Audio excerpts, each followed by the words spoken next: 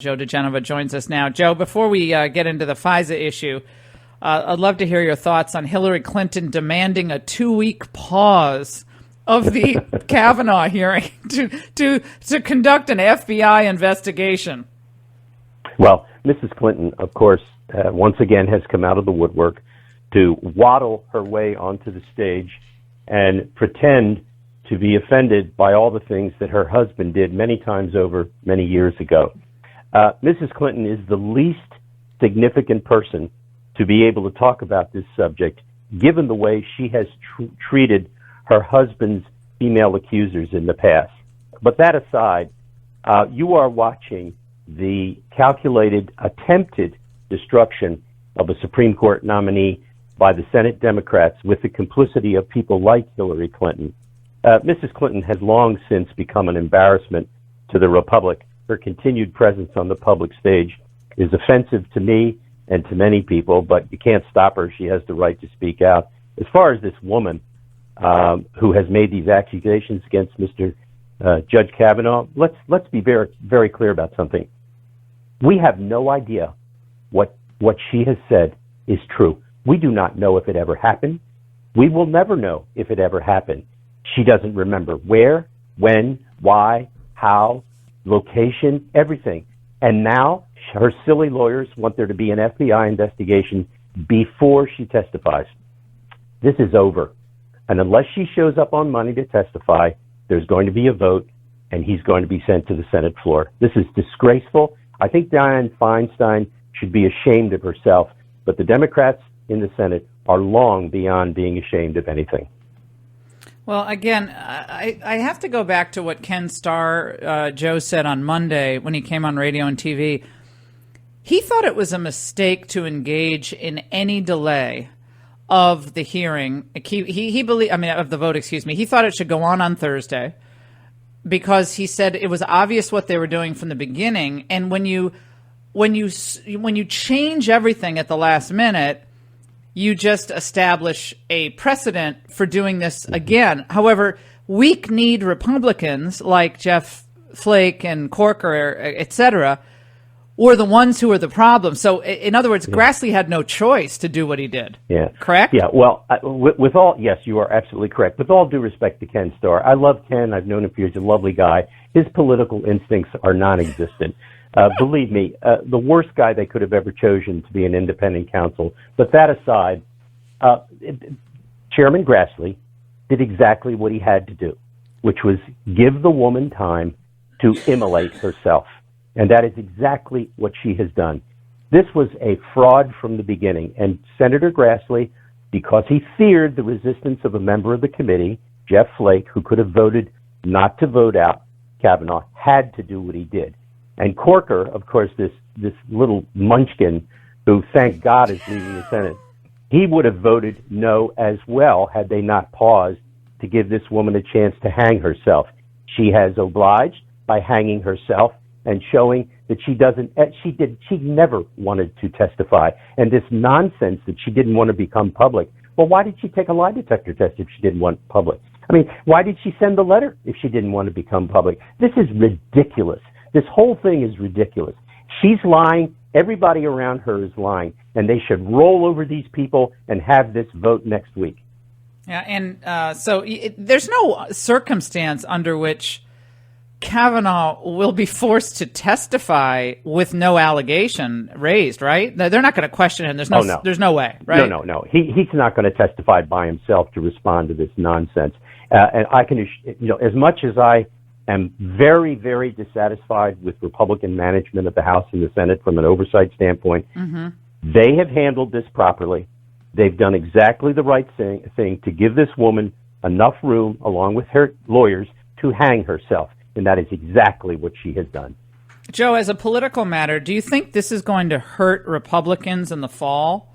Because they'll try to say, well, you gave this poor woman the bum's rush. She didn't have time to compose herself. She was being threatened, and she had to move out of her house temporarily. And look at what you did, and you just rushed this nominee through. I mean, do you think that's actually going to work, or do you think common sense would prevail among the electorate? Well, here's the problem with that analysis. It's not your analysis, I know, but if they postpone the vote, they will lose the Senate because their base will not turn out. Republicans are sick of Republicans not fighting. And if they were to postpone this vote, I can guarantee you, they will lose the Senate. It's very simple. The base is on a fulcrum between, yes, we want to win, and we want to throw the bums out, and they mean the Republicans. They must not mismanage it. He must be confirmed, and if he is not confirmed, they will lose the Senate. You know, that's interesting that you brought that up, Joe, because I asked that question, that very question to my callers on Monday, and I think I'd say 70% of them agreed with you. They're just, well, what's the point of even electing Republicans if they're basically going to just sabotage Trump at every turn? And they said that. By the way, this is Eleanor Holmes Norton, one of your favorites, Joe. I know you and she go way back. Don't you have a Thursday coffee clatch together? Yeah. Yes. DC delegate in Congress. This is what she said. I don't see how you could throw her cold into a hearing. It's an almost cruel thing to do with senators, very powerful senators there. No investigation against Kavanaugh, and then have what would amount to a swearing contest between an unknown woman and a candidate for the Supreme Court who has occupied the bench. Poor accuser. Yeah. So again, you see the narrative they're developing. Yeah. Well, this is the problem that the woman created, Congresswoman Norton, non-voting delegate Norton. The truth here is that this problem was created by this woman. It has been managed by this woman and her lawyers. It has been mismanaged by them. They started this. This is their problem. I could care less about what she's going to feel like. They have decided that it's okay to ruin the reputation and life of a great man, a man with a wonderful family, a great history, and they have dragged up this filthy lie, and it is a lie. I do not believe this woman. There is nothing that has been brought to the fore to substantiate her allegation. There is no reason to believe her. There is no reason to believe this ever happened, and if the Republicans do not confirm Judge Kavanaugh, I tell you something, I know this to the deep part of my soul. They are going to lose the Senate. And we're talking to Joe DiGenova here on the Laura Ingraham Show. Of course, former U.S. Attorney, District of Columbia, now works with his brilliant wife, Victoria Tensing, in their own legal practice.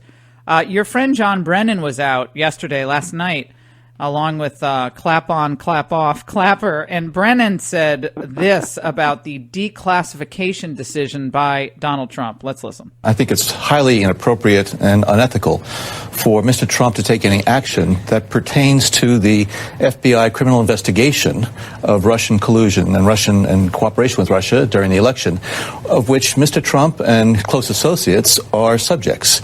So that should not happen, that he would be able to take such an action. Unethical from John Brennan. Well, first of all, Mr. Brennan may not realize it because I know he's extremely emotionally unstable since he left the government, and that was reason enough to take away his security clearance because of his emotional instability. But all you have to do is watch him cringing, trying to control his anger. He is a volcano ready to emotionally erupt. He's a very sick man. I'm delighted he's on television making a fool of himself and making everybody who opposes him look good. The President of the United States has the ultimate authority under Article 2 to declassify these documents. And may I say, if Christopher Wray and Rod Rosenstein and the Attorney General resist the President, that, of course, is a firing offense. If they say we're not going to declassify certain sections, unless the President agrees with them, of course, he can overrule them and force the material to be declassified. I think the President has been quite reasonable. He's waited 18 months. The President knows precisely, even though he hasn't read, I'm told, all of the documents, he has been told what is in them. The American people have a right to know, something that Democrats used to be for. But let's remember about Mr. Brennan. He voted for the communists to be President of the United States back in the 70s. Mr. Brennan is a strange duck. He's a weird man. How he ever got to be head of the Central Intelligence Agency is a story out of Kafka, and he is, by all sense and all means, a fundamentally dishonest human being who deserves to be throttled. Yeah, it's really amazing to think of him especially. Now, setting aside James Clapper for a moment, but John Brennan, given the fact that he lied to the Senate, the U.S. Senate, about the CIA spying on a Senate committee. Remember, he said, "Oh no, we didn't do anything like that," and then it was proven that they did that, and it's like, "Oops, it's outrageous." Yeah, John Brennan is a known liar, just like Clapper is.